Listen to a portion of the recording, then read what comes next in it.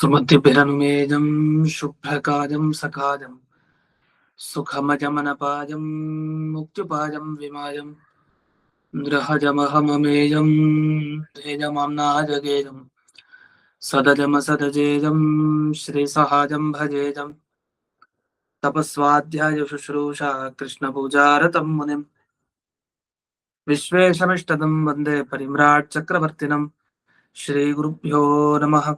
हरिः ओम्। श्रियः पत्ये नित्या गणितगुणमाणिक्यविशदप्रभाजालोल्लासोपहत सकलापत्यतमसे जगज्जन्मस्थेमप्रलयरचनाशीलवपुषे नमो शेषाम्नाय स्मृतिहृदयदीप्ताय हरजे येन प्रादुरभाविभूमिमर्ये विस्तारिको सन्दतेः प्राबोधिश्रुतिपङ्कजं करुणया प्रकाशितत्वं परम् ध्वान्तं ध्वंसमनाजिसाधुनिकरश्चाकारि सन्मार्गगः तेन व्यासदिवाकरेण सततं मात्याजि मे मानसं व्याप्तिर्यस्य निजे निजे नमः सा पक्षे सपक्षे स्थितिः व्यावृत्तिश्च विपक्षतोऽथ विषये सक्तिर्न वैबाधिते नैवास्ति प्रतिपक्षयुक्तिरतुलं शुद्धं प्रमाणं समे भूयात् तत्त्वविनिर्णयाय भगवान् आनन्दतीर्थो मुनिः भवति यदनुभावात्येडमूकोऽपि वाग्मे जडमतिरपि जन्तुर्जायते प्राज्ञमौलिः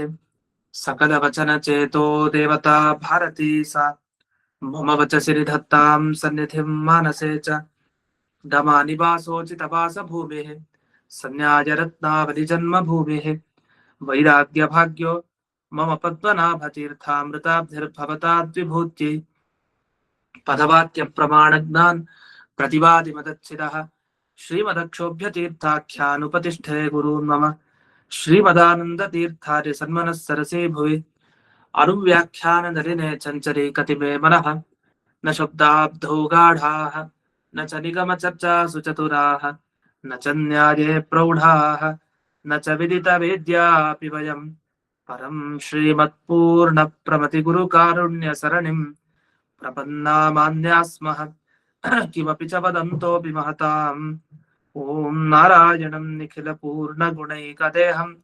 निर्दोषमप्यतममप्यखिलैः सुवाक्यैः अस्योद्भवादिदमशेषविशेषतोऽपि वन्द्यं सदा प्रियतमं मम सन्नमामि कुपिता हि फणच्छाया समीकृत्या परं सुखं सेवन्ते यत्पदं धीराः तं भजे वल्लभं श्रियः।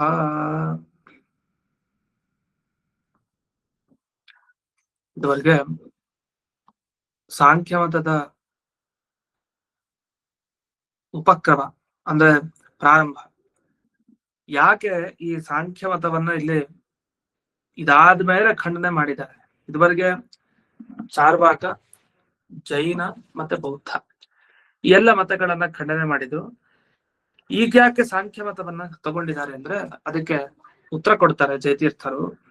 ಏವಂ ವೇದ ಬಾಹ್ಯ ಮತಾನಿ, ಇದುವರೆಗೆ ಹೇಳಿದ ಮತಗಳನ್ನ ಅವೈದಿಕ ಮತ ಅಂತ ಕರೀತಾರೆ. ಇದನ್ನ ವೇದ ಬಾಹ್ಯ ಮತ ಅಂದ್ರೆ ವೇದವನ್ನ ಪ್ರಮಾಣ ಅಂತ ಒಪ್ಪದೇ ಇರೋ ಮತ, ವೇದದಲ್ಲಿ ಬಂದ ವಿಷಯಗಳನ್ನ ಒಪ್ಪಲ್ಲ, ವೇದದ ಸಿದ್ಧಾಂತಕ್ಕಿಂತ ಹೊರಗಿರೋರು ಅವ್ರನ್ನ ವೇದ ಬಾಹ್ಯ ಮತದವರು ಅಂತ ಕರೀತಾರೆ. ಹಾಗಾದ್ರೆ ಅವೈದಿಕರು ಅಂತ ಅರ್ಥ. ಹಾಗಾಗಿ ಖಂಡನೆ ಮಾಡ್ಬೇಕಾದ್ರೆ ಮೊದಲು ನಾಸ್ತಿಕರಂತ ಕೊಟ್ಟಿದ್ದಾರೆ.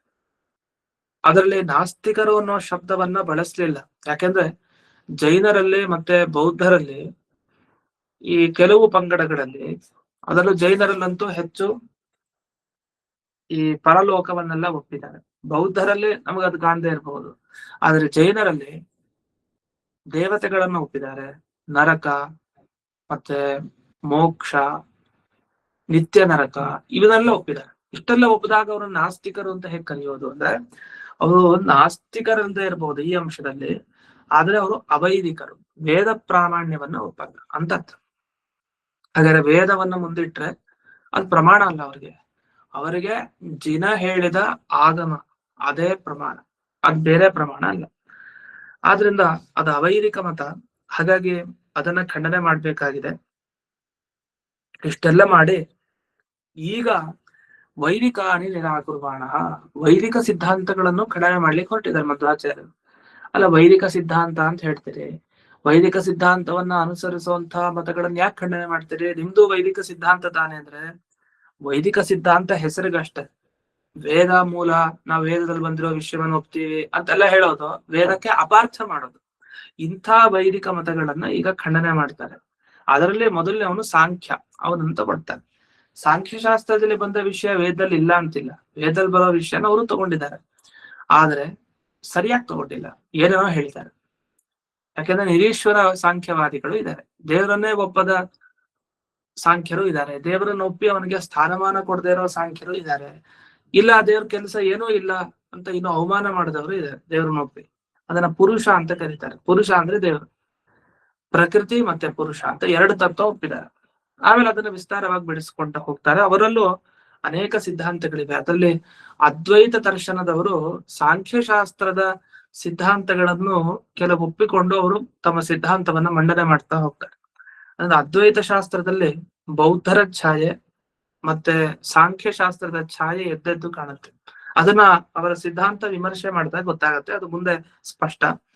ಅಂತೂ ಏವಂ ವೇದ ಬಾಹ್ಯ ಮತಾನಿ ನಿರಾಕೃತ್ಯ 177ನೇ ಸುಧಾಮೂಲ, ವೇದಕ್ಕಿಂತ ಹೊರಗಿರುವಂತಹ ಮತಗಳನ್ನೆಲ್ಲ ಈಗ ಖಂಡನೆ ಮಾಡಿ, ಒಟ್ಟು 3 ಮತಗಳನ್ನ ಖಂಡನೆ ಮಾಡಿ ಈಗ ವೈದಿಕ ಮತಗಳನ್ನ ಖಂಡನೆ ಮಾಡ್ಲಿಕ್ಕೆ ಹೊರಟಿದ್ದಾರೆ. ಅದರಲ್ಲಿ ಸಾಂಖ್ಯ ಶಾಸ್ತ್ರ ಪ್ರವರ್ತಕರು ಯಾವುದನ್ನ ಮೋಕ್ಷ ಸಾಧನ ಅಂತ ಹೇಳಿದಾರೋ, ಅಂದ್ರೆ ಯಾವುದನ್ನ ನೀವು ಅನುಷ್ಠಾನ ಮಾಡಿದ್ರೆ ಮೋಕ್ಷಕ್ಕೆ ಹೋಗ್ತೀರೋ ಅಂತ ಸಾಧನಗಳನ್ನ ಒಪ್ಪಿದ್ದಾರೆ, ಅದನ್ನ ಖಂಡನೆ ಮಾಡಿದ್ದಾರೆ, ಅದು ಸರಿ ಇಲ್ಲ ಅಂತ.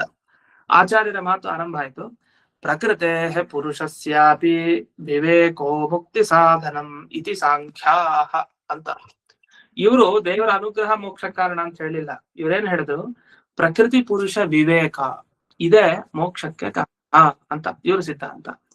ಪ್ರಕೃತಿ ಪುರುಷ ವಿವೇಕ ಅಂದ್ರೆ ಪ್ರಕೃತಿ ಇದೆ, ಪ್ರಕೃತಿ ತತ್ವ, ಅದ್ರ ಬಗ್ಗೆ ವಿವರಿಸುವ ಅಗತ್ಯ ಇಲ್ಲ. ಪುರುಷ ಅಂದ್ರೆ ಪ್ರಕೃತಿ ಪುರುಷ ಎರಡನ್ನು ಒಂದೇ ಅಂತ ತಿಳ್ಕೊಂಡಿರೋದ್ರಿಂದ ನಮ್ಗೆ ಇನ್ನೂ ಮೋಕ್ಷ ಆಗಿಲ್ಲ.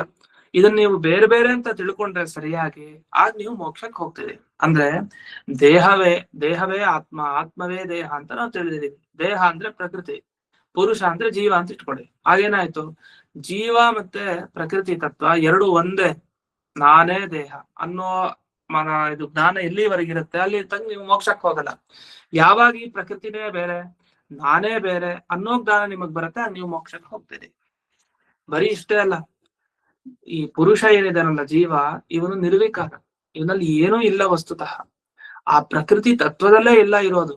ಈ ಉದಾಹರಣೆಗೆ ನೋಡಿ, ನಾನ್ ತಿಂತೀನಿ ಅಂತ ನಾವ್ ಹೇಳ್ತೀವಲ್ಲ, ನಾವು ತಿಂತೀವಿ, ನಾವು ಕುಡಿತೀವಿ, ನಾವು ಮಲಗ್ತೀವಿ, ನಾವು ಆಟ ಆಡ್ತೀವಿ, ಪಾಠ ಮಾಡ್ತೀವಿ, ಓದ್ತೀವಿ ಅಂತೆಲ್ಲ, ಇದೆಲ್ಲ ನಾವು ಮಾಡೋದಲ್ವೇ ಅಲ್ಲ, ಇದೆಲ್ಲ ಆ ಪ್ರಕೃತಿ ತತ್ವದಲ್ಲಿರೋದು, ನಾವ್ ಏನು ಮಾಡಲ್ಲ ಅಂತ ಇವ್ರ ಸಿದ್ಧಾಂತ.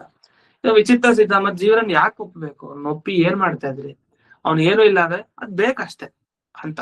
ಹಂಗೆ ಅದು ಒಪ್ಪಬೇಕು ಅಂತ ಒಪ್ಪಿದ್ದಾರೆ ಹೊರತು ಅದಕ್ಕೆ ಏನೂ ಸ್ಥಾನಮಾನ ಇಲ್ಲ. ಮತ್ ಮೋಕ್ಷ ಯಾವುದಕ್ಕೆ ಅಂದ್ರೆ ಅವ್ರ ಮತದಲ್ಲಿ ಜೀವನಿಗೆ ಮೋಕ್ಷ ಅಲ್ಲ, ಪ್ರಕೃತಿ ತತ್ವಕ್ಕೆನೆ ಮೋಕ್ಷ.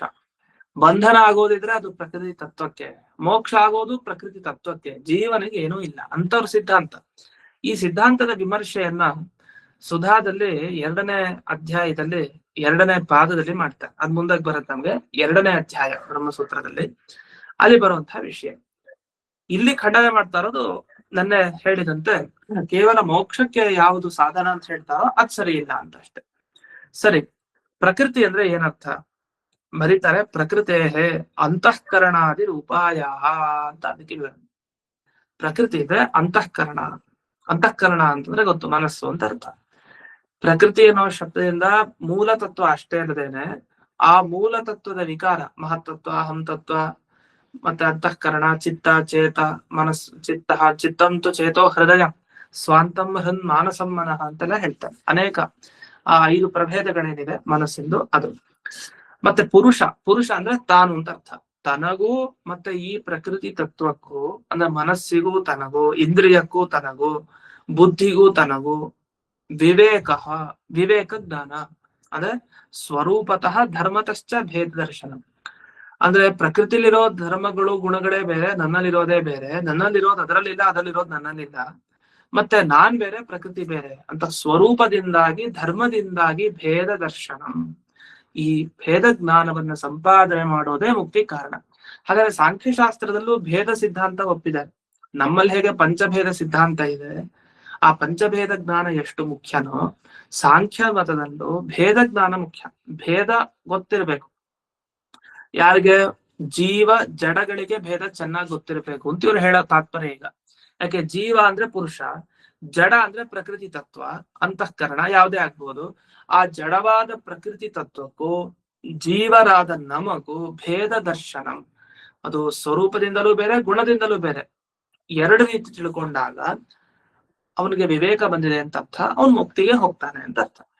ಹಾಗಾದ್ರೆ ಒಟ್ಟಾಗಿ ಸಾಂಖ್ಯಶಾಸ್ತ್ರದ ಪ್ರಕಾರ ಮುಕ್ತಿ ಸಾಧನಕ್ಕೆ, ಮೋಕ್ಷಕ್ಕೆ ಹೋಗಬೇಕು ಅಂದ್ರೆ ಏನು ಉಪಾಯ ಅಂದ್ರೆ ಪ್ರಕೃತಿ ಪುರುಷರ ಸ್ವರೂಪತಃ ಧರ್ಮತಃ ಭೇದ ದರ್ಶನ ಅಂತ ಹಂಗೆ ಅದೇ ಶಬ್ದಗಳನ್ನು ಹೇಳಬೇಕು ಅಂದ್ರೆ ಈ ತರ. ಇದು ನಿಜವಾಗಿ ಹೇಳ್ಬೇಕಾಗಿತ್ತು. ಆದ್ರೆ ಇದನ್ನ ಸರಳವಾಗಿ ಹೇಳೋದಿದೆ, ನಮ್ಮ ದೇಹಕ್ಕೂ ನಮಗೂ ಸ್ವರೂಪದಲ್ಲಾಗ್ಲಿ ಗುಣದಲ್ಲಾಗ್ಲಿ ಭೇದ ಇದೆ ಅಂತ ತಿಳಿಬೇಕು. ಅಂಥ ತಿಳುವಳಿಕೆ ಏನಿದೆ ಅದನ್ನೇ ಮುಕ್ತಿಗೆ ಸಾಧನ ಅಂತ ಕರೀತಾರೆ. ಇಷ್ಟು ಅದನ್ನ ದೋಷಣ ಮಾಡ್ತಾರೆ. ನಚೈ ತಸ್ಮಿನ್ ಮಾನಂ, ಇದಕ್ಕೇನ್ ಪ್ರಮಾಣ ಹೇಳ್ತೀರಿ? ಏನ್ ಪ್ರಮಾಣನೇ ಇಲ್ಲ. ಪ್ರಮಾಣ ಇಲ್ದೇನೆ ಸುಮ್ನೆ ಹೇಳ್ಬಿಡೋದ? ಯಾರು ಹೇಳಿದ್ರು ನಿಮ್ಗೆ ಪ್ರಕೃತಿ ಪುರುಷ ಬೇರೆ ಬೇರೆ ಅಂತ ತಿಳ್ಕೊಳ್ತಾ ಮೋಕ್ಷಕ್ಕೆ ಹೋಗ್ತಾನೆ ಅಂತ? ಕಥಂ ನಾಸ್ತಿ, ಯಾಕೆ ಇಲ್ಲ? ಯಾಕೆ? ಪ್ರಮಾಣ ಕೇಳಿ ಹೇಳ್ತೀವಿ. ಯಯೇದಂ ವೇತ್ತಿ ಪುರುಷಂ ಪ್ರಕೃತಿಂ ಚ ಗುಣೈಃ ಸಹ ಸರ್ವಥಾ ವರ್ತಮಾನೋಪಿ ನ ಸ ಭೂಯೋಭಿಜಾಯತೆ ಕ್ಷೇತ್ರ ಕ್ಷೇತ್ರಜ್ಞಯೋರೇವಂ ಅಂತರಂ ಗ್ರಾರ ಚಕ್ಷುಷ ಭೂತ ಪ್ರಕೃತಿ ಮೋಕ್ಷಂಚ ಯೇ ವಿದುರ್ಯಾಂತಿ ತೇ ಪರಂ ಅಂತ ಇತ್ಯಾದಿ ಆಗಮ. ಈ ತರ ಬೇಕಾದಷ್ಟು ಮಾತಿದೆ ಅಂತ ಭಗವದ್ಗೀತೆಯನ್ನು ಪ್ರಮಾಣವಾಗಿ ಕೊಡ್ತಾ ಇದ್ದಾರೆ. ಜಯತೀರ್ಥರು ಅದನ್ನು ವಿವರಿಸಿದ್ದಾರೆ. ಯಯೇನಂ ವೇತ್ತಿ ಪುರುಷಂ, ಪುರುಷ ಮತ್ತೆ ಪ್ರಕೃತಿಯನ್ನ ಗುಣೈ ಸಹ ಸರ್ವಥಾ ವರ್ತಮಾನೋಪಿ, ಸರಿಯಾಗಿ ಯಾರು ಈ ಗುಣೈ ಸಹ ಅಂದ್ರೆ ಈ ಸತ್ವ ಗುಣ ರಜೋಗುಣ ತಮೋಗುಣ ಎಲ್ಲ ಇದೆ. ಪುರುಷ ಇರ್ತಾನೆ, ಜೀವ ಯಾವಾಗ್ಲೂ ಪ್ರಕೃತಿ ತತ್ವದ ಜೊತೆಗೆ ಇರ್ತಾನೆ, ಈ ಎಲ್ಲ ಗುಣಗಳು ಜೊತೆಗೆ. ಆದರೂ ಪ್ರಕೃತಿ ತತ್ವವನ್ನ ತನಗಿಂತ ಬೇರೆ ಅಂತ ತಿಳ್ಕೊಂಡ್ರೆ ಅವ್ನು ಸಂಸಾರಕ್ಕೆ ಮತ್ತೆ ಬರೋದಿಲ್ಲ ಹುಟ್ಟಿ ಅಂತ ಹೇಳ್ತಾರೆ. ಅಷ್ಟೇ ಅಲ್ಲ, ಕ್ಷೇತ್ರ ಕ್ಷೇತ್ರಜ್ಞ, ಕ್ಷೇತ್ರ ಅಂದ್ರೆ ಪ್ರಕೃತಿ ತತ್ವ, ಕ್ಷೇತ್ರಜ್ಞ ಅಂದ್ರೆ ಜೀವ.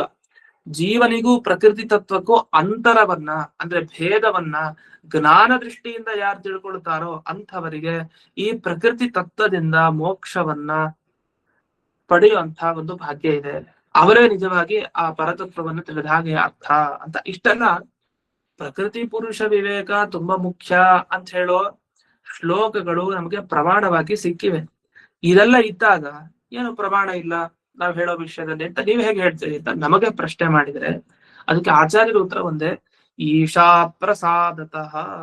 ನೀವೆಲ್ಲ ಹೇಳಿದ್ರೆ, ಆದ್ರೆ ದೇವರ ಪ್ರಸಾದನೆ ಬೇಡ, ಕೇವಲ ಪ್ರಕೃತಿ ಪುರುಷ ವಿವೇಕ ಇದ್ರೆ ಸಾಕು, ಅದು ಮೋಕ್ಷಕ್ಕೆ ಸಾಧನ ಆಗುತ್ತೆ ಅನ್ನೋ ವಿಷಯ ಇದೆಲ್ಲ. ಈ ವಿಷಯದ ಪ್ರಮಾಣ ಕೊಡಿ. ದೇವರ ಅನುಗ್ರಹ ಬೇಡವಂತೆ, ಆದ್ರೆ ಪ್ರಕೃತಿ ಬೇರೆ ಪುರುಷ ಬೇರೆ ಅಂತ ತಿಳಿದ ಮಾತ್ರಕ್ಕೆ ಅವ್ನು ಮೋಕ್ಷಕ್ಕೆ ಹೋಗ್ತಾನೆ, ಈ ವಿಷಯದಲ್ಲಿ ಪ್ರಮಾಣ ಕೊಡಿ. ಅದಕ್ಕೆ ಅಭಿಪ್ರಾಯ ಏನು ಅಂತ ಇನ್ನು ಬಿಡಿಸ್ತಾರೆ. ಅಯಂ ಅಭಿಸಂಧಿ. ಏನ್ ಅಭಿಸಂಧಿ? ಅಭಿಪ್ರಾಯ ಏನು? ಭವತ್ತೇವ ಪ್ರಕೃತಿ ಪುರುಷ ವಿವೇಕೋ ಮೋಕ್ಷ ಸಾಧನ. ನಾವು ನಿಮ್ಮ ಸಿದ್ಧಾಂತವನ್ನ ಅಲುಗಳಿತಾ ಇದ್ದ. ಯಾವ ತರ? ಪ್ರಕೃತಿ ಪುರುಷ ಬೇರೆ ಅನ್ನೋದು ನಮಗೂ ಬೇಕೆ. ಈಗ ಏನಂದ್ರೆ ನಾವ್ ಬೇರೆ, ದೇಹ ಬೇರೆ, ನಂದಲ್ಲ ಈ ದೇಹ, ಸ್ವತಂತ್ರ ಅಲ್ಲ, ಹಾಗೆ ಈ ತರದೆಲ್ಲ ಜ್ಞಾನ ಬೇಕು ನಮಗೂ. ಪ್ರಕೃತಿ ಪುರುಷ ವಿವೇಕ ಇಲ್ಲದೆ ಇದ್ರೆ ಮೋಕ್ಷಕ್ಕೆ ಹೋಗಲ್ಲ ದ್ವೈತ ಸಿದ್ಧಾಂತದಲ್ಲೂ, ಅದು ನಿಜ. ಆದರೆ ಭಗವತ್ ಪ್ರಸಾದ ಸಾಧನತ್ವೇನ ಅಂದ್ರೆ ಪ್ರಕೃತಿ ಪುರುಷ ವಿವೇಕ ನೇರವಾಗಿ ಮೋಕ್ಷಕ್ಕೆ ಕರ್ಕೊಂಡು ಹೋಗಲ್ಲ. ಪ್ರಕೃತಿ ಪುರುಷ ವಿವೇಕ ಇದ್ದಾಗ ಏನಾಗುತ್ತೆ ಅಂದ್ರೆ ಭೇದ ಜ್ಞಾನ ಚೆನ್ನಾಗ್ ಬರುತ್ತೆ. ಓ ಪ್ರಕೃತಿ ಬೇರೆ ನಾನ್ ಬೇರೆ, ಹಾಗೆ ಪರಮಾತ್ಮ ಬೇರೆ ನಾನ್ ಬೇರೆ, ಜಡಗಳಲ್ಲಿ ಭೇದ ಇದೆ. ಹಾಗಾದ್ರೆ ಪಂಚಭೇದ ಸಿದ್ಧಾಂತ ನೇರವಾಗಿ ನಿಮ್ ಮೋಕ್ಷಕ್ಕೆ ತಗೊಂಡು ಹೋಗಲ್ಲ. ನಾವು ಬೇರೆ ಅಂತ ತಿಳಿದಷ್ಟು ಮಾತ್ರಕ್ಕೆ ದೇವರು ನಮ್ಮನ್ನ ಮೋಕ್ಷಕ್ಕೆ ಹೋಗಿ ಕೂಡ್ಸಲ್ಲ. ಪಂಚಭೇದ ಸಿದ್ಧಾಂತವನ್ನ ತಿಳ್ಕೊಂಡಾಗ ಭಗವಂತನ ಜ್ಞಾನವನ್ನ ಎಷ್ಟು ಪಡಿತೀವೋ, ಅವನ ಅನುಗ್ರಹ ಎಷ್ಟಾಗತ್ತೋ ಅದಾದ್ಮೇಲೆ ಅವ್ನು ಮೋಕ್ಷಕ್ಕೆ ಹೋಗ್ತಾನೆ. ಆದ್ರಿಂದ ಪ್ರಕೃತಿ ಪುರುಷ ವಿವೇಕ ನೇರವಾಗಿ ನಿಮಗೆ ಮೋಕ್ಷಕ್ಕೆ ದಾರಿ ಅಲ್ಲ. ಆದರೆ ಪ್ರಕೃತಿ ಪುರುಷ ವಿವೇಕ ಇದ್ದಾಗ ಭಗವಂತನ ಪ್ರಸಾದ ಆಗುತ್ತೆ, ಆ ಭಗವಂತನ ಅನುಗ್ರಹ ಮುಖ್ಯ, ಅದರ ದ್ವಾರ ಆಗತ್ತೆ. ಆದ್ರಿಂದ ಅದು ಕೂಡ ಮುಖ್ಯ. ಅದ್ರಿಂದ ಏನಾಯ್ತು? ಇದು ದ್ವಾರ ಅಂದ್ರೆ ಈ ಮನೆ ಒಳಗಡೆ ರೂಮ್ ಬಾಗಿಲಿದೆ, ಆಮೇಲೆ ಕೊನೆಗೆ ಇನ್ನೊಂದು ಹೊರಗಡೆ ಇನ್ನೊಂದು ಬಾಗಿಲಿದೆ, ಆಮೇಲೆ ಇದೊಂದು ಬಾಗಿಲಿದೆ. ಈ ಬಾಗಿಲು ಮುಖ್ಯ, ಇದು ತೆಗಿಬೇಕು, ರೂಮ್ ಬಾಗಿಲು ತೆಗಿಬೇಕು, ಇಲ್ಲಾಂದ್ರೆ ಮುಖ್ಯ ದ್ವಾರ ಹೇಗೆ ಓಪನ್ ಮಾಡೋದು? ಮೇನ್ ಡೋರ್ನ. ಹಾಗಾದೇನಾಯ್ತು? ಅವಾಂತರ ದ್ವಾರಗಳನ್ನ ಉದ್ಘಾಟನೆ ಮಾಡದೇನೆ ಮುಖ್ಯ ದ್ವಾರಕ್ಕೆ ಹೋಗ್ಲಿಕ್ಕಾಗಲ್ಲ. ಅಂದ್ರೆ ಪ್ರಕೃತಿ ಪುರುಷ ವಿವೇಕನೇ ಇಲ್ಲ ಅಂದ್ರೆ ಇಲ್ಲಿ ರೂಮ್ ನಲ್ಲಿ ಕೂಡ ಹಾಕೊಂಡಾಗ ಲೆಕ್ಕ. ಅವ್ನ್ ಯಾವಾಗ ಅದು ರೂಮಿಂದ ಹೊರಗಡೆ ಹೋಗೋದು? ಅಂದ್ರೆ ಮೋಕ್ಷ ಸಾಧನ ಇದು ಯಾವುದು? ಈ ಹೊರಗಡೆ ನಾವು ಹೋಗ್ಬೇಕು ಅಂದ್ರೆ ಜಾಗಕ್ಕೆ ಮೈನ್ ಡೋರ್ ಏನಿದೆ ಅದು ಬೇಕು ನಮ್ಗೆ, ಅದು ಓಪನ್ ಆಗ್ಬೇಕು ನಿಜ. ಆದ್ರೆ ನಾವು ರೂಮ್ ನಲ್ಲಿ ಕೂತಿದೀವಿ, ಈಗ ಕೂತಾಗ ಈ ದ್ವಾರ ಮೊದಲು ಉದ್ಘಾಟನೆ ಆದ್ರೆ ಆಮೇಲೆ ಹೊರಗಡೆ, ಆಮೇಲೆ ಹೊರಗಡೆ, ಹಿಂಗ್ ಹೋಗಿ ಹೋಗಿ ಮುಖ್ಯ ದ್ವಾರ ಉದ್ಘಾಟನೆ ಆದಾಗ ನಾವು ಬಿಡುಗಡೆ ಆಗತ್ತೆ, ನಾವು ಹೊರಗಡೆ ಹೋಗ್ತೀವಿ ಮನೆಯಿಂದ. ಇಲ್ಲ ಮನೆಯಲ್ಲೇ ಸಿಗಾಕೊಂಡಿರ್ತೀವಿ. ಆ ತರ ಪ್ರಕೃತಿ ಪುರುಷ ವಿವೇಕ ಹೇಗಿದೆ ಅಂದ್ರೆ ರೂಮಿನ ಬಾಗ್ಲು ತರ ಇದೆ. ಇದು ಹೋದ್ರೆ ನೇರ ಮೋಕ್ಷಕ್ಕೆ ಹೋಗ್ಲಿಕ್ಕೆ ಆಗಲ್ಲ, ಇನ್ನೂ ಕೆಲವು ಬಾಗಿಲುಗಳಿದೆ. ಆದ್ರೆ ಇದಾದ್ರೂ ಹೋಗ್ಬೇಕು ಮೊದಲಿಗೆ. ಇದು ಹೋಗದೆ ಅಂದ್ರೆ ಮೋಕ್ಷಕ್ಕೆ ಹೋಗ್ಲಿಕ್ಕೆ ಸಾಧ್ಯ ಇಲ್ಲ, ಯಾಕೆ ಮೊದಲನೇ ಬಾಗಿಲು ಇದು ಹೋಗ್ಸಿದ್ರೆ. ಆ ತರ ಪ್ರಕೃತಿ ಪುರುಷ ವಿವೇಕ ಮೋಕ್ಷ ಸಾಧನ ಕಿಂತು ಭಗವತ್ ಪ್ರಸಾದ ಸಾಧನತ್ವೇನ, ದೇವರ ಪ್ರಸಾದಕ್ಕೆ ಇದು ಕಾರಣ ಹೀಗೆ. ಹಾಗಾಗಿ ಅದು ಅವ್ನು ಮೋಕ್ಷಕ್ಕೆ ಹೋಗ್ಬೋದು. ಇನ್ನಾಯ್ತು, ಪ್ರಕೃತಿ ಪುರುಷ ವಿವೇಕ ಹೇಗ್ ಭಗವಂತನ ಮೋಕ್ಷಕ್ಕೆ ಇದು ಸಾಧನ ಆಗತ್ತೆ ಪ್ರಸಾದಕ್ಕೆ ಅಂತ ಪ್ರಶ್ನೆ ಬಂದ್ರೆ ಅದಕ್ಕೆ ಹೇಳ್ತಾರೆ, ಯಾವಾಗ ಪ್ರಕೃತಿ ಬೇರೆ ಪುರುಷ ಬೇರೆ ಅಂತ ಆಗುತ್ತೋ ಪುರುಷನಿಗೆ ವೈರಾಗ್ಯ ಬರುತ್ತೆ. ಓ, ಇದು ನಂದೇ ದೇಹ ಅಂತ ನಾನ್ ಅನ್ಕೊಂಡಿದ್ದೆ, ಈ ದೇಹ ಏನ್ ಶಾಶ್ವತ ಅಲ್ಲ, ನಂದು ಅನ್ನೋದು ಯಾವತ್ತೂ ಇದಲ್ಲ, ಒಂದಿಷ್ಟು ವರ್ಷ ಮಾತ್ರ ನನ್ನ ಭ್ರಮೆ ಅಷ್ಟೇ, ಇದು ನನ್ನಿಂದ ದೂರ ಹೋಗೋದ್ ಗ್ಯಾರಂಟಿ. ಈ ದೇಹ, ಈ ಪ್ರಕೃತಿ ನನ್ನಿಂದ ದೂರ ಹೋಗುತ್ತೆ ಪುರುಷನಿಂದ ಅಂದ್ಮೇಲೆ ಇದ್ರ ಮೇಲೆ ನನ್ಗೆ ವೈರಾಗ್ಯ ಭಾವನೆ ತಾಳೋದೇ ಸರಿ. ಇದನ್ನ ನಾನೇ ನಂಬಿಕೊಂಡು ಇದ್ರ ಮೇಲೆ ಇನ್ನೂ ಪ್ರೀತಿ ಮಾಡ್ತಾ ಕೂತ್ರೆ ಉಪಯೋಗ ಇಲ್ಲ, ಮತ್ತೊಂದು ಸಂಸಾರದಲ್ಲಿ ಬಂದ್ ಬೀಳ್ತೀನಿ ಅಂತ ಆ ಪ್ರಕೃತಿ ತತ್ವದ ಮೇಲೆ ವೈರಾಗ್ಯ ಬರ್ಲಿಕ್ಕೆ ಶುರು ಆಗತ್ತೆ. ಯಾವಾಗ ಇದೆಲ್ಲ ಪ್ರಕೃತಿ ಪುರುಷ ಬೇರೆ ಬೇರೆ ವಿವೇಕ ಜ್ಞಾನ ಇದ್ದಾಗ. ಅದಾದ್ಮೇಲೆ ಏನಾಯ್ತು, ವೈರಾಗ್ಯ ಬಂದ ಮೇಲೆ ಅವನಿಗೆ ದೇವ್ರ ಮೇಲೆ ಭಕ್ತಿ ಬರ್ಲಿಕ್ಕೆ ಪ್ರಾರಂಭ ಆಗುತ್ತೆ. ದೇವ್ರ ಮೇಲೆ ಭಕ್ತಿ ಬಂದಷ್ಟು ದೇವರ ಅನುಗ್ರಹ ಆಗುತ್ತೆ. ಈ ರೀತಿ ಭಗವದ್ಗೀತೆಯಲ್ಲಿ ಬಂದ ಮಾತುಗಳಿಗೆ ಅರ್ಥ, ಹೊರತು ನೀವ್ ಹೇಳಿದ ಅರ್ಥ ಅಲ್ಲ. ಪ್ರಕೃತಿ ಪುರುಷ ವಿವೇಕ ಇದ್ರೆ ಸಾಕು ಮೋಕ್ಷಕ್ಕೆ ಹೋಗ್ತಾನೆ ಅವನು, ಕೃಷ್ಣ ಹೀಗೆ ಹೇಳಲೇ ಇಲ್ಲ. ಕೃಷ್ಣ ಹೇಳಿದ್ದೇನು, ಪ್ರಕೃತಿ ಪುರುಷ ವಿವೇಕ ಬಂದಾಗ ವೈರಾಗ್ಯ ಬರುತ್ತೆ, ವೈರಾಗ್ಯ ಬಂದವನಿಗೆ ಭಕ್ತ್ಯಾದಿ ಸಂಪಾದನೆಗಳನ್ನ ಮಾಡುವಂತ ಯೋಗ್ಯತೆ ಇರುತ್ತೆ, ಅದನ್ನ ಮಾಡ್ತಾನೆ, ಆಮೇಲೆ ಭಗವಂತನ ಪ್ರಸಾದ ಆಗತ್ತೆ. ಅದೇ ಬಿಡಿಸ್ತಾನೆ. ಪ್ರಕೃತಿ ಪುರುಷ ವಿವೇಕೆ ಪುರುಷಸ್ಯ ವೈರಾಗ್ಯಂ ಸಂಪದ್ಯತೆ ವಿರಕ್ತಸ್ಯ ಭಕ್ತ್ಯಾದಿ ದ್ವಾರ ಭಗವತ್ ಪ್ರಸಾದ ಇತಿ. ಆಯ್ತು, ತದರ್ಥಾನಿ ಚ ಏತಾನಿ ವಾಕ್ಯಾನಿ. ಹಾಗಾಗಿ ಈ ಅರ್ಥವನ್ನ ಇಟ್ಕೊಂಡಿರೋದು ನೀವು ಮೇಲೆ ಉದಾಹರಿಸಿದ ವಾಕ್ಯಗಳಿಗೆ. ಇಷ್ಟಾದ್ಮೇಲೆ ನಿರೀಶ್ವರೇಣತು ಸಾಂಖ್ಯೇನ ಅಂತ. ಈಗ ಇದುವರೆಗೆ ಸೇಶ್ವರ ಸಾಂಖ್ಯರ ಬಗ್ಗೆ ಹೇಳಿತ್ತು. ಅಂದ್ರೆ ಕೃಷ್ಣ ಹೇಳಿದಾನೆ ಭಗವದ್ಗೀತೆಯಲ್ಲಿ, ಕೃಷ್ಣ ಹೇಳಿದ್ದನ್ ಪ್ರಮಾಣ ಅಂತ ಇಟ್ಕೊಂಡು ಮಾತಾಡೋರು. ಈ ಕೃಷ್ಣ ಇಲ್ಲ ಯಾರಿಲ್ಲ, ಯಾಕೆ ದೇವ್ರನ್ನ ಒಪ್ಪದೇ ಇರೋರು ನಿರೀಶ್ವರ ಸಾಂಖ್ಯರು ಅಂತ ಕರೀತಾರೆ. ನಿರೀಶ್ವರ, ಈಶ್ವರವನ್ನ ಒಪ್ಪದೇ ಇರೋರು. ಇಂಥ ನಿರೀಶ್ವರ ಸಾಂಖ್ಯ ಏನ್ ಮಾಡ್ತಾನೆ, ಪ್ರಕೃತಿ ಪುರುಷ ವಿವೇಕವನ್ನೇ ಸಾಕ್ಷಾತ್ತಾಗಿ ಮೋಕ್ಷ ಸಾಧನ ಅಂತ ಒಪ್ಪಿದ್ದಾನೆ. ಆದ್ರೆ ಈ ವಿಷಯದಲ್ಲಿ ಯಾವ ಪ್ರಮಾಣನೂ ಇಲ್ಲ, ಅದನ್ನು ತೋರಿಸಿ. ಸೇಶ್ವರ ಸಾಂಖ್ಯರೇನೋ ಹೇಳ್ಬೋದು, ಆದ್ರೆ ಅವ್ರು ಅರ್ಥ ಆಗ್ಲಿಲ್ಲ ಸರಿಗೆ. ಶ್ಲೋಕ ಉದಾಹರಣೆ ಕೊಟ್ರು, ಇವರು ಯಾವುದೇ ಉದಾಹರಿಸ್ಲಿಕ್ಕೂ ಆಗಲ್ಲ. ಯಾಕಂದ್ರೆ ಇವರು ಭಗವಂತನ ಮಾತು ಅಂದ್ರೆ ಪ್ರಮಾಣ ಆಗಬೇಕು. ಅವ್ನು ಭಗವಂತನೇ ಅಲ್ವಲ್ಲ ಕೃಷ್ಣ, ಅವನ್ಯಾಕ್ ಅವನು ಒಬ್ಬ ಪುರುಷ ನಂತರ ಅಷ್ಟೇ. ಯಾಕಂದ್ರೆ ಈಶ್ವರ ಸಾಂಖ್ಯವಾದಿಗಳು ಇವರು, ಈಶ್ವರನ ಒಪ್ಪದೇ ಇರೋರು. ಇವರು ಸಾಕ್ಷಾತ್ ಮೋಕ್ಷ ಸಾಧನ ಅಂತ ಹೇಳ್ತಾರೆ. ಆದ್ರೆ ವಿಶೇಷವಾಗಿ ಈ ವಿಷಯದಲ್ಲಿ ಯಾವುದೇ ಪ್ರಮಾಣಗಳು ಇಲ್ಲ. ಆದ್ರಿಂದ ಸಾಂಖ್ಯಶಾಸ್ತ್ರದಲ್ಲಿ ಹೇಳಿದ ವಿಷಯ ಈ ಅಂಶದಲ್ಲಿ ಸರಿ ಇರಬಹುದು, ಆದ್ರೆ ನೇರವಾಗಿ ಅದು ಮೋಕ್ಷಕ್ಕೆ ಸಾಧನ ಅನ್ನೋದು ತಪ್ಪು. ಇದ್ರ ಮೇಲೆ ಇಲ್ಲಿ ಟಿಪ್ಪಣಿಗಳಲ್ಲಿ ವಾಕ್ಯಗಳನ್ನ ಕೊಟ್ಟಿದ್ದಾರೆ. ಉದಾಹರಣೆಗೆ ಗುರುವರ್ಥ ದೀಪಿಕಾದಲ್ಲಿ ಕೊಟ್ಟಿದ್ದಾರೆ. ಏನಂತ ಕೊಟ್ಟಿದ್ದಾರೆ ಅಂದ್ರೆ, ಈಗ ಒಂದು ಗಮನಿಸಿ, ಈಶ ಅಪ್ರಸಾದತಃ ಅಂತ ಹೇಳಿದ್ರು. ಅಂದ್ರೆ ಭಗವಂತನ ಪ್ರಸಾದವನ್ನು ಒಪ್ಲಿಲ್ಲ ಇವರು. ಭಗವಂತನ ಅನುಗ್ರಹ ಇರದೇನೆ ಪ್ರಕೃತಿ ಪುರುಷ ಬೇರೆ ವಿವೇಕವನ್ನು ಸಂಪಾದನೆ ಮಾಡಿದ ಕೂಡಲೇ ಮೋಕ್ಷಕ್ಕೆ ಹೋಗ್ತಾನೆ. ಅದಕ್ಕೇನು ಪ್ರಮಾಣ ಕೊಟ್ರು, ಅವರು ಒಂದಿಷ್ಟು ಪ್ರಮಾಣ ಕೊಟ್ರು. ಆದ್ರೆ ನಮಗೂ ಕೂಡ ಈ ಒಂದು ಎಚ್ಚರ ಇರಬೇಕು. ನಾವೇನ್ ಹೇಳ್ತೀವಿ, ದೇವರ ಅನುಗ್ರಹದಿಂದ ಮೋಕ್ಷಕ್ಕೆ ಹೋಗ್ತಾನೆ, ಎಲ್ಲಿದೆ ಅದು? ಹಾಗಿದೆಯಾ? ದೇವರ ಪ್ರಸಾದ ಆದಾಗ ಮೋಕ್ಷಕ್ಕೆ ಹೋಗ್ತಾನೆ ಅಂತ ಎಲ್ಲಿದೆ? ಪ್ರಕೃತಿ ಪುರುಷ ವಿವೇಕ ಆದಾಗ ಮೋಕ್ಷಕ್ಕೆ ಹೋಗ್ತಾನೆ ಅನ್ನೋದು ಅವ್ರು ತೋರ್ಸ್ಕೊಟ್ರು.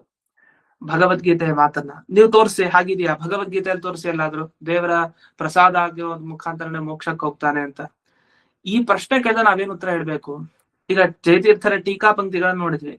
ಟೀಕಾ ಪಂಕ್ತಿ ನೋಡಿದಾಗ ಈ ವಿಷಯ ನಮಗ್ ಸಿಗ್ಲಿಲ್ಲ. ನಿಮ್ಮ ಹತ್ರ ಪ್ರಮಾಣ ನಿಮ್ಮ ಹತ್ರ ಪ್ರಮಾಣ ಇಲ್ಲ, ಮತ್ತೆ ನಮ್ಮ ಹತ್ರ ಪ್ರಮಾಣ ಹುಟ್ಟಾಗದೆ. ಅಂದ್ರೆ ಗುರುವರ್ಥ ದೀಪಿಕಾದಲ್ಲಿ ವಾದಿರಾಜರು ಇದನ್ನ ಸ್ಪಷ್ಟಪಡಿಸ್ತಾರೆ. ಏನ್ ಹೇಳ್ತಾರೆ, ಈಶ ಪ್ರಸಾದತಃ ಇತಿ ವದತಾ.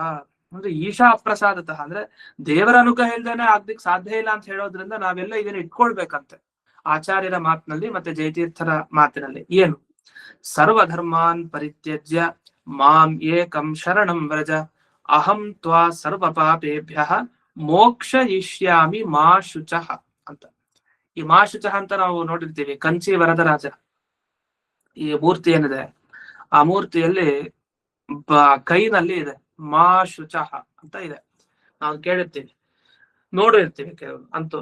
ಮಾ ಶುಚಃ, ದುಃಖ ಪಡಬೇಡ ಅಂತಿದೆ. ಎಲ್ಲಿದೆ? ಭಗವದ್ಗೀತೆಯಲ್ಲಿ ಬಂದಿರೋ ಮಾತುದು. ಏನ್ ಹೇಳ್ತಾನೆ? ಮೋಕ್ಷ ಇಷ್ಯಾಮಿ ಅಂತ ಕೃಷ್ಣ ಹೇಳಿದಾನೆ. ಮೋಕ್ಷ ಕೊಡ್ತೇನೆ ಅಂತ ಹೇಳಿದಾನೆ. ಅವನೇ. ಹಾಗಾದ್ರೆ ಮೋಕ್ಷ ಕಾರಣ ಅವನ ಅನುಗ್ರಹ. ಅದ್ ಹೇಗೆ? ಸರ್ವಧರ್ಮಾನ್ ಪರಿತ್ಯಜ್ಯ, ಎಲ್ಲ ಕರ್ಮಗಳನ್ನು ಬಿಡು, ನನ್ನನ್ನ ಶರಣನ್ನಾಗಿ ಹೊಂದು, ನಾನ್ ನಿನಗೆ ಎಲ್ಲಾ ಪಾಪಗಳಿಂದ ಮೋಕ್ಷ ಇಷ್ಯಾಮಿ, ಮುಕ್ತಿಗೊಳಿಸ್ತೇನೆ. ಪಾಪಗಳಿಂದ ಮುಕ್ತಿ ಅಂದ್ರೆ ಮೋಕ್ಷ ಕರ್ಕೊಂಡು ಹೋಗ್ತೀನಿ ಅಂತ ಕೊನೆಗೆ ಅರ್ಥ. ಅಷ್ಟೇ ಅಲ್ಲ, ಮುಂದೆ ಇನ್ನೊಂದ್ ಮಾತಿದೆ. ಸರ್ವ ಕರ್ಮಾಣ್ಯಪಿ ಸದಾ ಕುರ್ವಾಣೋ ಮದ್ವ್ಯಪಾಶ್ರಯ ಮತ್ ಪ್ರಸಾದಾತ್ ಅವಾಪ್ನೋತಿ ಶಾಶ್ವತಂ ಪದಂ ಅವ್ಯಯಂ. ಮತ್ ಪ್ರಸಾದ, ನನ್ನ ಪ್ರಸಾದದಿಂದ ಶಾಶ್ವತವಾದ ನಾಶರಹಿತವಾದ ಸ್ಥಾನ ಅಂದ್ರೆ ಮೋಕ್ಷಕ್ಕೆ ಹೊಂದುತ್ತಾನೆ ಅಂತ ಹೇಳಿದ್ದಾರೆ. ಇಷ್ಟು ಸ್ಪಷ್ಟವಾದ ಮಾತಿದೆ ಭಗವದ್ಗೀತೆಯಲ್ಲಿ. ಮತ್ ಪ್ರಸಾದ ಅಂತಾನೆ ಹೇಳ್ತಂತೆ. ಇನ್ನು ಮುಂದೆ ಮಚ್ಚಿತ್ತಃ ಸರ್ವದುರ್ಗಾಣಿ ಮತ್ ಪ್ರಸಾದಾತ್ ತರಿಷ್ಯಸಿ. ನನ್ನಲ್ಲೇ ಮನಸ್ಸಿರೋನು ಎಲ್ಲಾ ಕಷ್ಟಗಳನ್ನ, ದುರ್ಗ ಅಂದ್ರೆ ಕಷ್ಟ, ಎಲ್ಲಾ ಕಷ್ಟಗಳನ್ನ ಮತ್ ಪ್ರಸಾದಾತ್ ತರಿಷ್ಯಸಿ, ನನ್ನ ಪ್ರಸಾದದಿಂದ ತರಿಷ್ಯಸಿ, ಬಿಡುಗಡೆ ಹೊಂದುತ್ತಾನೆ ಅಂತ. ಇಷ್ಟೆಲ್ಲ ಭಗವದ್ ವಾಕ್ಯಂ ಸ್ಮಾರಯತಿ. ಇದನ್ನ ನಮ್ಗೆ ಮಧ್ವಾಚಾರ್ಯರು ತಮ್ಮ ವಾಕ್ಯದಿಂದ ನೆನಪಿಸಿ ಕೊಡ್ತಾ ಇದ್ದಾರೆ ಅಂತ. ಜಯತೀರ್ಥರ ಮಾತಿಗೆ ನಮ್ಮ ಸಿದ್ಧಾಂತದಲ್ಲಿ ಪೋಷಕವಾಗಿ ಯಾವ್ಯಾವ ಪ್ರಮಾಣಗಳಿದೆ ಅನ್ನೋದ್ರ ಸುಂದರವಾಗಿ ಇಲ್ಲಿ ಸೇರಿಸ್ಬಿಟ್ರು ತಕ್ಷಣ. ಈ ವಾಕ್ಯಗಳನ್ನೆಲ್ಲ ಹುಡುಕ್ಬೇಕು ಅಂದ್ರೆ ತುಂಬಾ ಸಮಯ ಬೇಕಾಗತ್ತೆ. ತಕ್ಷಣ ಈ ಭಾಗಕ್ಕೆ ಸಂಬಂಧಪಟ್ಟ ವಾಕ್ಯ ಯಾವುದು ಭಗವದ್ಗೀತೆಯಲ್ಲಿ ಅದನ್ನ ಇಲ್ಲಿ ವಾದಿರಾಜರು ಉದಾಹರಣೆ ಕೊಟ್ಟಿದ್ದಾರೆ. ಇದೊಂದು ವಿಷಯ. ಅದರಿಂದ ಎಲ್ಲಾದ್ರೂ ಭಗವಂತನ ಅನುಗ್ರಹದಿಂದ ಮೋಕ್ಷ ಆಗ್ಲಿಕ್ಕೆ ಮಾತುಗಳಿದೆಯಾ? ಇದೆ, ಭಗವದ್ಗೀತೆಯಲ್ಲಿ ಇಲ್ಲಿದೆ ಅಂತ ನಾವು ತೋರಿಸ್ಬೇಕು. ಸಿದ್ಧಾಂತದಲ್ಲಿ ಇಲ್ಲಿದೆ ಅಂತ. ಇಲ್ಲಾಂದ್ರೆ ಜ್ಞಾನೇನೈವ ಪರಂಪದಂ ಅಂತ ಅದೇ ಭಗವದ್ಗೀತೆಯಲ್ಲಿ ಹೇಳೋದಿದೆ. ಜ್ಞಾನದಿಂದಲೇ ಪರಂಪದಂ, ಮೋಕ್ಷಕ್ಕೆ ಹೋಗ್ತಾನೆ, ಜ್ಞಾನ ಸಾಕು, ಜ್ಞಾನ ಸಾಕು ಅಂತ ಬೇರೆಯವರು ಹೇಳ್ತಾರೆ ಎಷ್ಟೋ ಜನ ವಾದಿಗಳು. ಅದು ನಮ್ಮ ಸಿದ್ಧಾಂತ ಹಾಕಲ್ಲ. ದ್ವೈತ ಸಿದ್ಧಾಂತದಲ್ಲಿ ಜ್ಞಾನದಿಂದ ಪರ ಪದವಿಯನ್ನ ಪಡಿಬೇಕು, ಮೋಕ್ಷ ಪಡಿಬೇಕು ಅಂದ್ರೆ ಮಧ್ಯ ಪ್ರಸಾದ ಬೇಕೇ ಬೇಕು. ಆ ಪ್ರಸಾದವನ್ನು ತಿಳಿಸ್ಲಿಕ್ಕೆ ಬೇಕಾದಷ್ಟು ಶ್ಲೋಕಗಳಲ್ಲಿ ಇದೆ ಪದಗಳು. ಅದನ್ನ ನೆನಪಿಟ್ಕೊಂಡ್ರೆ ಭಗವದ್ಗೀತೆ ಅರ್ಥ ಆಗಿದೆ ಅಂತ ಅರ್ಥ. ಇಲ್ಲ ಭಗವದ್ಗೀತೆಯಲ್ಲಿ ಬರೀ ಜ್ಞಾನೇನೈವ ಪರಂಪದಂ ಅಂತ ಹೇಳ್ತಾನೆ ಇದ್ರೆ ಯಾವಾಗ್ಲೂ ಅವ್ನಿಗೆ ಅರ್ಥ ಆಗಿಲ್ಲ ಅಂತ ಅರ್ಥ ಭಗವದ್ಗೀತೆ. ಯಾಕಂದ್ರೆ ಬ್ರಹ್ಮಸೂತ್ರ, ಅನುವ್ಯಾಖ್ಯಾನ, ಸುಧಾ ಈ 3 ಗ್ರಂಥಗಳ ಅನುಸಾರಿಯಾಗಿ ಭಗವದ್ಗೀತಾ ತಾತ್ಪರ್ಯ ಆ ರೀತಿನೇ. ಆ ಭಗವದ್ಗೀತಾ ಮಾತುಗಳಿಗೆ ಅಲ್ಲೇ ಅರ್ಥ. ಅವನ ಅನುಗ್ರಹನೇ ಮುಖ್ಯ, ಅವನ ಜ್ಞಾನ ಮುಖ್ಯ, ಅದಾದ್ಮೇಲೆ ಅವನ ಅನುಗ್ರಹ ಮುಖ್ಯ. ತೇನ ಮೋಕ್ಷ ಅನ್ನ ಪ್ರಸಾದಂ ವಿನ ಈಶ ಅಪ್ರಸಾದತಃ. ದೇವರ ಪ್ರಸಾದ ಇಲ್ಲದೇನೆ ಮೋಕ್ಷಕ್ಕೆ ಹೋಗ್ಲಿಕ್ಕೆ ಸಾಧ್ಯ ಇಲ್ಲ ಅಂತ. ಇಷ್ಟು ಇದು ಬಂದ ವಿಷಯ. ಇನ್ನು ಅನೇಕ ವಿಷಯಗಳಿದೆ ಇವರ ಸಿದ್ಧಾಂತದಲ್ಲಿ ಇನ್ನು ಖಂಡನೆ ಮಾಡ್ಲಿಕ್ಕೆ. ಮುಂದೆ ಆಚಾರ್ಯರು ಅದನ್ನು ಉದಾಹರಿಸ್ತಾರೆ. ಅದ್ರ ಮುಂಚೆ ವಾದಿರಾಜರು ಭಗವದ್ಗೀತೆಯ ಮಾತುಗಳನ್ನು ಉದಾಹರಿಸಿದ್ದಕ್ಕೆ ಅದೇ ಉದಾಹರಣೆ ಕೊಟ್ಟಿದ್ದಾರೆ. ಇನ್ನು ಏನು ವಿಶೇಷ ವಿಷಯಗಳಿದೆ ಅದನ್ನ ಮುಂದಿನ ಪಾಠದಲ್ಲಿ ನೋಡೋಣ ಅಂತ ಹೇಳ್ತಾ ಇಂದಿನ ಪಾಠವನ್ನ ಸ್ಪಂದ ಗುರುವಂತರ್ಗತ ವ್ಯಾಸತೀರ್ಥ ಗುರುವಂತರ್ಗತ ಭಾರತೀಯ ರಮಣ ಮುಖ್ಯ ಪ್ರಾಣಾಂತರ್ಗತ ಶ್ರೀಮನ್ ಮೂಲ ಗೋಪಾಲಕೃಷ್ಣನಿಗೆ ಅರ್ಪಣೆಯನ್ನು ಮಾಡ್ತೇನೆ. ಶ್ರೀಕೃಷ್ಣ ಅರ್ಪಣ. ಧನ್ಯವಾದಗಳು. ಹರಿಯೇ ನಮಃ. ನಮಸ್ಕಾರ ಗುರುಗಳೇ. ನಮಸ್ಕಾರ ಗುರುಗಳೇ. ನಮಸ್ಕಾರ ಆಚಾರ್ಯ.